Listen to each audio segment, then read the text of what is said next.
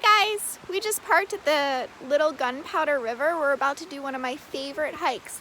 I brought my homemade trail press and I have my hiking buddy, and I'll show you guys why I love this trail so much. So one reason that I love this trail is that it hikes along a river. This is the Little Gunpowder River, and we usually see a lot of people fishing in the river, but not today. Another thing I love about this trail is all the rhododendron. Normally the place where we go backpacking has a lot of rhododendron, so it reminds me of camping. I saw a bald eagle fly right this way and land on a tree way in the distance. You definitely can't see it, but it was really cool. This view. We just hiked up a really tall hill, and now we're about to hike down the other side. Sometimes when we're hiking, we like to play a game called Nature Detectives. Check out this little island in the river and how all the grass is laying down on it and there's all these paths going through it. What do you think caused that to happen?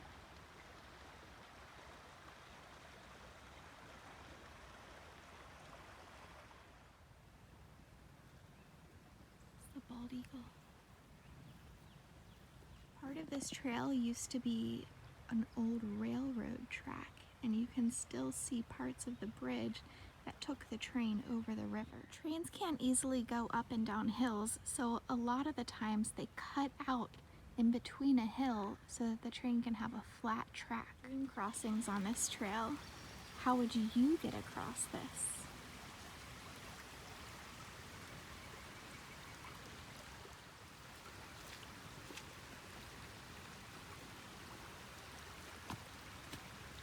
Good job.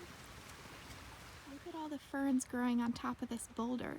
It kind of looks like the boulder has hair. Do you think ferns have deep roots or shallow roots? Why? Look at this trail going down this steep hill. Do you think people hike it, or do you think mountain bikers made it? Would you want to go up or down it? Look at how deep they had to cut into this hill for the railroad. Would you take the high road or the low road? Today's pretty muddy, so we'll probably take the high road. Look at the water dripping off the edge of this rock.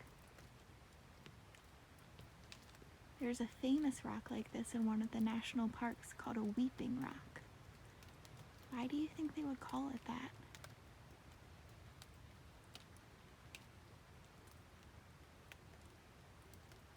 So my favorite thing about this trail is a little secret hidden just off the main trail, right down here.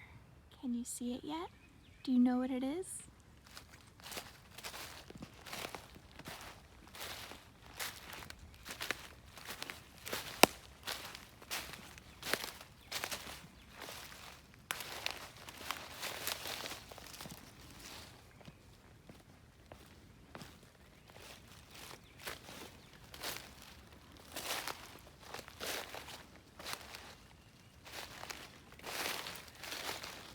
Can you believe it? It's an old abandoned swimming pool in the middle of the forest. That's where the diving board used to be. And that's the bathhouse. There's old rotten showers in there, but they don't work anymore. And look, we're in the middle of nowhere. Look, there's even an old fireplace. Can you imagine the kind of cookouts and fun they would have back here? I like to think of it as some camp from a long time ago. And over here is a tiny little pond. Sometimes, if you're lucky, you can see frogs jumping in the pond, or eggs laid in the pond, or tadpoles swimming around. Look at these frog eggs that someone laid at the edge of the pond. Pretty soon they'll be tadpoles.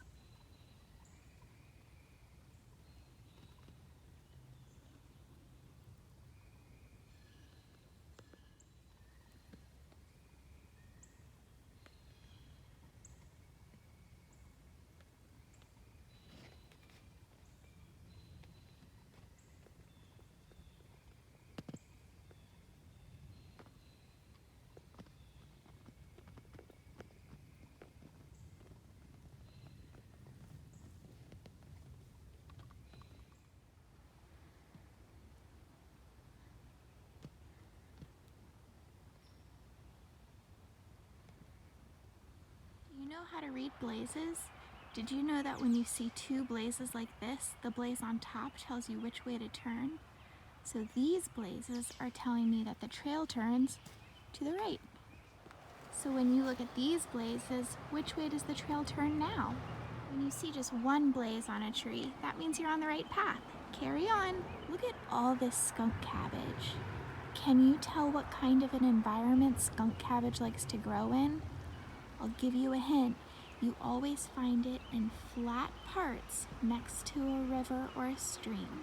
So this guy right here is my favorite rock of all time.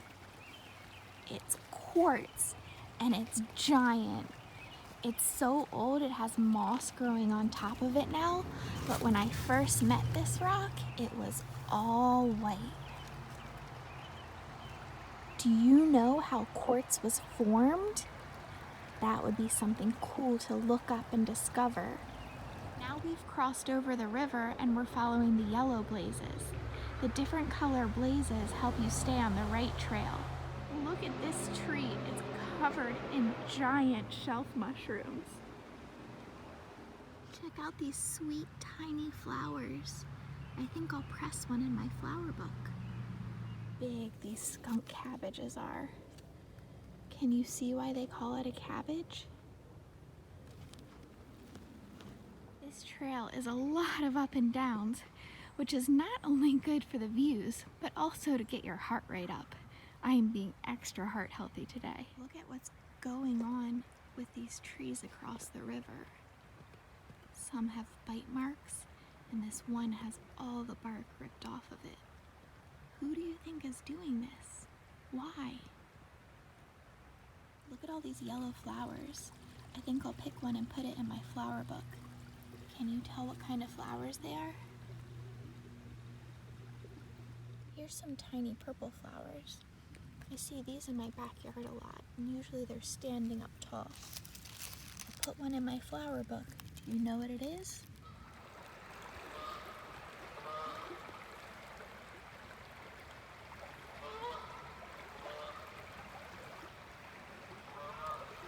Look at this giant boulder. Can you imagine climbing up there? So this is an example of why blazes are important. The path splits off into two ways right here, but the blazes tell us which way to go. So before we saw evidence of them cutting through a hill for the railroad track. Here we see where they built a hill up instead. Railroad tie left over from the train tracks.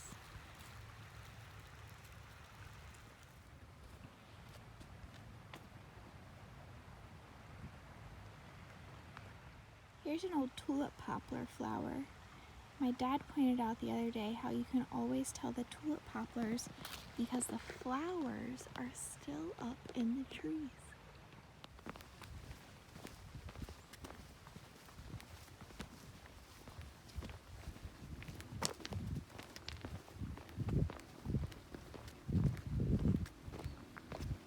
Can you imagine how much they had to blast to cut a path through this hill?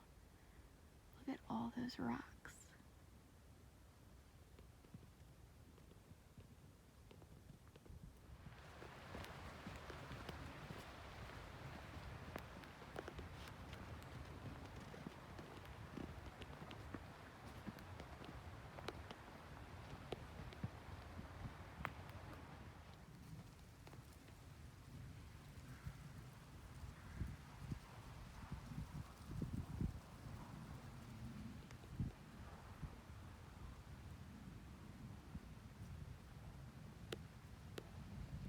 Well, that's the end.